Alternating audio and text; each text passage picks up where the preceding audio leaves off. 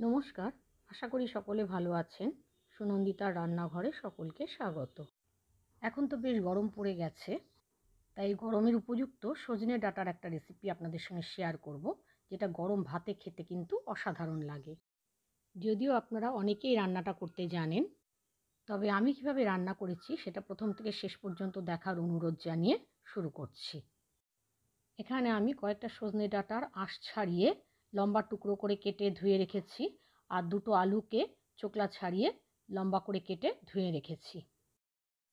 একটা মশলার পেস্ট বানিয়ে নেব, তাই একটা মিক্সিং জারে নিলাম 2 চা চামচ কালো সর্ষে আর 1 চা চামচ হলুদ সর্ষে আর দুটো কাঁচা লঙ্কা। কাঁচা লঙ্কাগুলোকে আমি একটু ভেঙে দিয়েছি। ঝালটা আপনারা স্বাদ অনুযায়ী নেবেন, তবে এখানে আপনারা শুধুমাত্র একরকম সর্ষে দিয়ে অথবা সর্ষে পোস্ত মিশিয়েও করতে পারেন। এবার অল্প লবণ দিয়ে আর জল দিয়ে একটা পেস্ট বানিয়ে রাখবো। রান্নাটা করার জন্য গ্যাসে একটা কড়াই বসিয়ে তার মধ্যে 3 টেবিল চামচ সর্ষের তেল নিয়েছি। তেলটা ভালো করে গরম হলে ফোড়নে দিয়েছি একটা শুকনো লঙ্কা ছিঁড়ে আর হাফ চা চামচ কালো জিরে। এবার ফোড়নটাকে আমি কয়েক সেকেন্ড ভেজে নিয়েছি। ফোড়নটা একটু ভাজা হলে পরে আমি যে আলুগুলো কেটে রেখেছিলাম সে আলুর টুকরোগুলো কড়াইতে দিয়ে দিলাম, আর তার সাথে অল্প পরিমাণে হলুদ গুঁড়ো আর অল্প লবণ দিয়ে দিলাম। লবণ আর হলুদ গুঁড়ো দিয়ে আলুটাকে আমি একটু ভেজে নিয়েছি।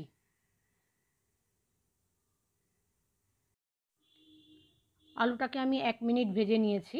তারপর যে সজনে ডাঁটাগুলো ছিল সেই সজনে ডাঁটাগুলোও আমি কড়াইতে দিয়ে দিলাম। তবে এখানে আলু আর সজনে ডাঁটা আলাদাও ভেজে নিতে পারেন।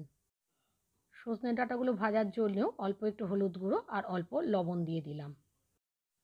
এবার আলু আর সজনে ডাঁটা দুটো একসাথে আমি ভেজে নিয়েছি। সজনে ডাঁটাটা দেওয়ার পরও আমি আরও 1 মিনিট ভেজে নিয়েছি। নিয়ে পরে আমি কড়াইটা ঢাকা দিয়ে দিলাম, দিয়ে ফ্লেমটাকে মিডিয়াম করে দিয়েছি। 2 মিনিট আমি ঢাকা দিয়ে রেখেছিলাম। 2 মিনিট বাদে ঢাকনাটা খুলে দিলাম। তারপর যে সর্ষে কাঁচা লঙ্কা লবণ দিয়ে বেটে রেখেছিলাম সেইটা কড়াইতে দিয়ে দিলাম, আর মিক্সিং জারটা ধুয়ে কিছুটা জল দিয়ে দিলাম। তারপর আমি আরও খানিকটা জল দিয়ে দিলাম আলু আর সজনে ডাঁটাটা সেদ্ধ হওয়ার জন্য। জলটা কিন্তু আপনারা আন্দাজ মতো দেবেন। যদি একটু ঝোল রাখতে চান তাহলে জলের পরিমাণ একটু বেশি দেবেন, আর যদি একটু গামাখা করতে চান তাহলে জলের পরিমাণ একটু কম দেবেন। ঝোলটা যখন ফুটে উঠলো তখন কড়াইটা আমি আবার ঢাকা দিয়ে দিয়েছি। দিয়ে মিডিয়াম ফ্লেমে আমি 4 মিনিট রেখেছিলাম। 4 মিনিট বাদে আমি ঢাকনাটা খুলে দিলাম। এখন দেখে নিতে হবে আলু আর সজনে ডাঁটা সেদ্ধ হয়েছে কি না, আর এই ক্ষেত্রে কিন্তু লবণটাও চেক করে নিতে হবে। আমি যেহেতু আলু ভাজা সজনে ডাঁটা ভাজতে আর মশলা তৈরি করতে লবণ দিয়েছি, তাই আমি আলাদা করে আর লবণ দিইনি। সব শেষে দিয়ে দিলাম 1/4 চা চামচ চিনি। এটা অপশনাল, আপনারা নাও দিতে পারেন। এবার চিনিটা দিয়ে 1 মিনিট আমি আবার একটু রান্না করে নিয়েছি।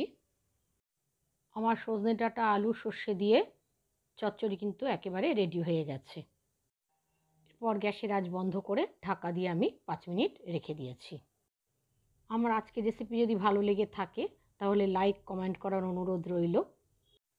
আর আমার চ্যানেল যদি এখনও সাবস্ক্রাইব না করে থাকেন তাহলে অনুরোধ রইল আমার চ্যানেল সাবস্ক্রাইব করে পাশের বেল বাটনটা ক্লিক করে দেওয়ার জন্য, যাতে আমি নতুন রেসিপি আপলোড করলে আপনাদের কাছে নোটিফিকেশান পৌঁছে যায়। যদি আপনারা ফেসবুক থেকে দেখেন তাহলে অনুরোধ করছি আমার পেজটা ফলো করার জন্য। আজ তাহলে এখানে শেষ করছি। আবার আসবো নতুন কোনো রেসিপি নিয়ে। ততক্ষণের জন্য সকলে ভালো থাকবেন, সুস্থ থাকবেন। ধন্যবাদ।